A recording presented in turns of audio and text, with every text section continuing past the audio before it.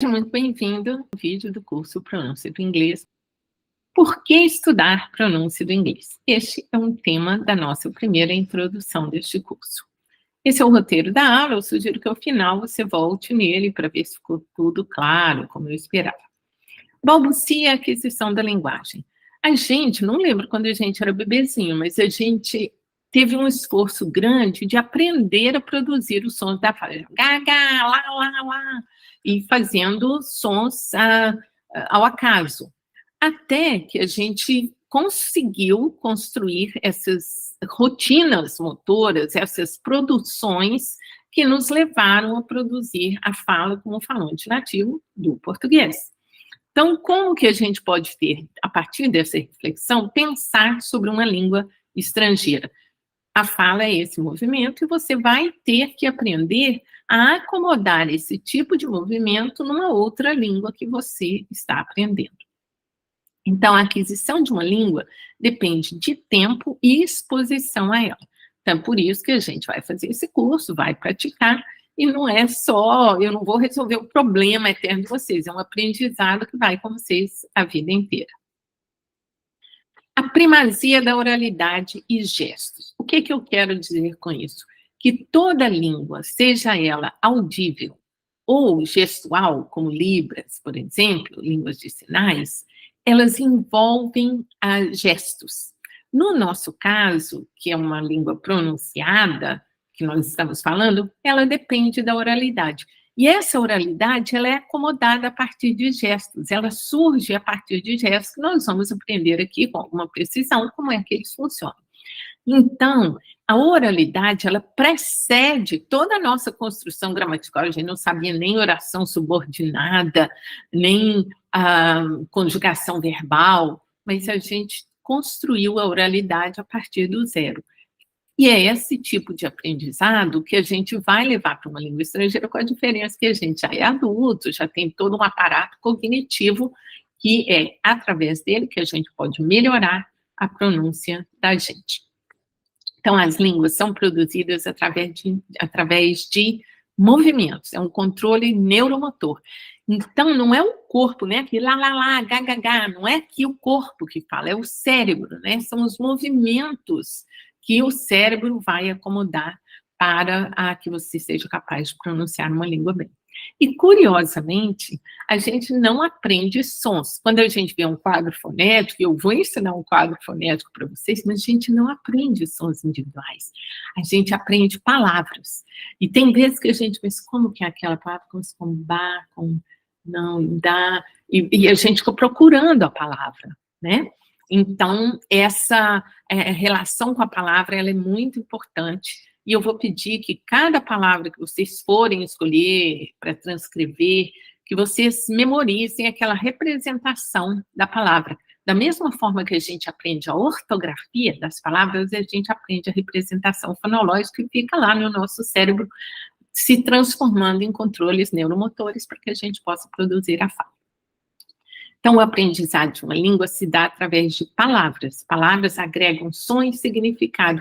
E foi assim que você começou lá, depois do balbucio, começava a falar água para água, ou au, au para cachorro, e até que você foi se acomodando e construindo palavras como a comunidade em que você está inserido. Linguagem e variação. Esse é um tema, assim, que é muito polêmico, mas esse mapa mostra os países, né, em que o inglês ou é usado como primeira língua, como língua oficial, ou que é usado como língua franca. Então, está no mundo inteiro. Então, eu me pergunto, qual inglês que você quer falar? Ah, eu quero falar inglês americano. Americano de onde? Do Texas, de Nova York? Ah, não, eu quero falar inglês britânico. De onde? Então, como existe grande variação, a gente tem que entender que a gente tem que construir o sotaque da gente, a pronúncia da gente, que é isso que vai nos fazer ter uma comunicação eficiente. Então, toda e qualquer língua muda contínua e ininterruptamente, apresentando variação. Então, mesmo que você aprenda uma língua hoje, daqui a 50 anos, ela vai estar sendo uma língua diferente. Qual é a melhor pronúncia do inglês? Ah, a sua pronúncia. E é muito desafiador isso, porque as pessoas, sobretudo quem é professor, quer assim, não, eu quero falar inglês como um britânico, eu quero falar inglês como alguém de algum país nativo. E, infelizmente, só se a gente morrer e ressuscitar, que não vale a pena tentar. Nós temos que construir o nosso falar e ter essa autonomia em ser proficiente. Eu espero que eu possa ajudar você neste curso. A pronúncia nos livros de ensino de inglês. Quem é professor ou quem é aluno deve saber que tem pouquíssima informação de pronúncia nos livros de ensino de inglês. E por que que isso acontece? Porque se você tiver de fazer uma opção em alguma dessas pronúncias, essa pronúncia vai ser estereotipada. Nós vamos ver daqui a pouco que nós vamos ter dicionários que mostram pronúncia americana e pronúncia britânica. Mas de onde é esse britânico e de onde é esse americano? Então, essas pronúncias são estereotipadas. E por uma questão de ser politicamente correto, os livros, o que eles fazem? Eles usam várias modalidades. Antigamente tinha aqueles RP, que era Received Pronunciation, que era o General American, que era tipo elegante, falar com uma maneira elegante, né? E hoje não. Hoje a tendência é misturar, você pega no mesmo diálogo uma pessoa da África do Sul conversando com um canadense, e assim você vai se familiarizando com as diferentes variedades. Só que quando você aprende a sua língua, você aprende numa comunidade, e essa comunidade é que te dá o seu falar. É por isso que se você é paulista e chega em Minas, eu falo, você não pertence a essa minha comunidade aqui, porque o seu falar é diferente. E como no inglês a gente é exposto a diversas variedades, é muito difícil a gente dizer, eu falo como um americano, eu falo como um inglês. Você pode falar com tendências ao falar americano, com tendências ao falar britânico. Você vai falar como você mesmo. E a razão, então, né, que os livros de pronúncia, os livros de ensino de inglês têm dificuldade de definir qual a pronúncia, ela deve ser dita aos nossos alunos, dito para todo mundo, olha, isso é uma questão de ser politicamente correto, como que eu vou escolher um ou outro? É uma questão difícil de ser definida. A pronúncia em dicionários. Os dicionários, eles têm sistematicidade. Qualquer dicionário que você pegar tem 44 sons do inglês, porque é a regra. Tem uns 40 e 45 que vão ter o R de Loch Ness, que é um Loch, é um lago lá na Escócia, e tem alguns dicionários que põem esse sonzinho de R na tabela, mas todos os dicionários vão ter 44 símbolos. O que vai ser diferente é o desenho desse símbolo, ou a forma de uma variedade ou de outra. Aqui, nesse caso, a palavra English, e English está escrito no inglês o K, que é o britânico, e o S, que é dos Estados Unidos, de uma maneira semelhante.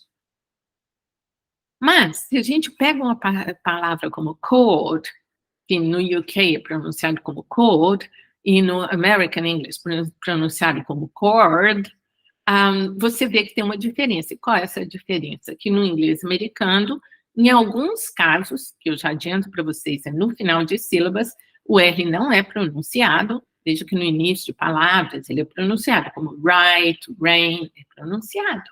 Ele não é pronunciado no final de sílabas e no final de palavras.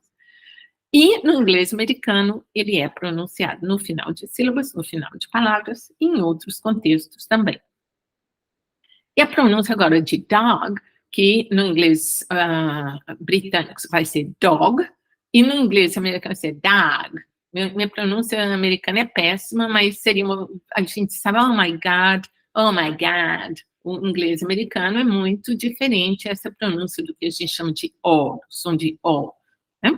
Então, o que eu mostrei para vocês aqui é que a pronúncia pode ser igual nas duas variedades, que a pronúncia pode ser diferente e ter uma razão de uma marca dialetal, nesse caso, o britânico não tem o R no final de sílabas e o americano tem o R no final de sílabas.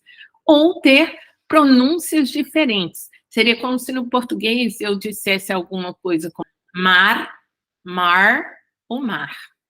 Então, essa a possibilidade de pronúncias diferentes vão implicar em símbolos diferentes, porque os sons são diferentes. Eu utilizo esse dicionário, que é o Cambridge, da Cambridge University Press, mas você pode usar qualquer dicionário, e mesmo neste dicionário tem alguns símbolos que divergem dos símbolos que eu adotei, e eu vou explicar por quê.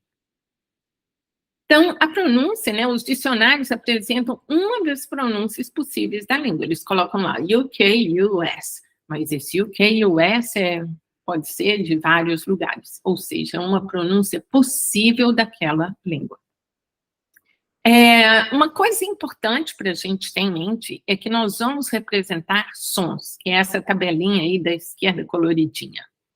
E eles diferem de letras. Letras têm cursiva, tem letra de forma, tem letra maiúscula, tem letra minúscula, e nos símbolos fonéticos não. Eles têm o desenho deles, e é isso que a gente vai utilizar. E, embora as letras e os sons possam ter símbolos semelhantes, cada um representa um sistema. Então, quando você vê aqui, né, por exemplo, um A, por exemplo, esse A aqui, ele tem um A parecido que a gente identifica como sendo essa família do A, mas eles são símbolos diferentes. Aqui eles são símbolos da escrita, que você pode escrever, e esse símbolo também pode ter pronúncias diferentes. Por exemplo, uma palavra como casa, esse A não é casa, é casa, casa. Esse A é uma vogalzinha que se chama schwa, que nós vamos estudar, que acontece no inglês, mas o símbolo é específico, no caso do schwa, esse símbolozinho aqui, que parece um E virado de cabeça para baixo. E o A, ele vai ser A, A. E no português vai ser A. E no inglês vai ter várias pronúncias para a letra A. Ou seja, cada língua vai ter o seu conjunto de sons associados a uma letra. Embora as letras e sons possam ter símbolos semelhantes, cada um representa um sistema. Esses são conceitos importantes dessa aula. Eu peço que você dê uma olhadinha e veja se ficou tudo lá claro, e para que a gente possa prosseguir. O próximo vídeo considera como ler as transcrições dos sons. Muito obrigada, é uma honra ter você participando de um curso que eu ministro.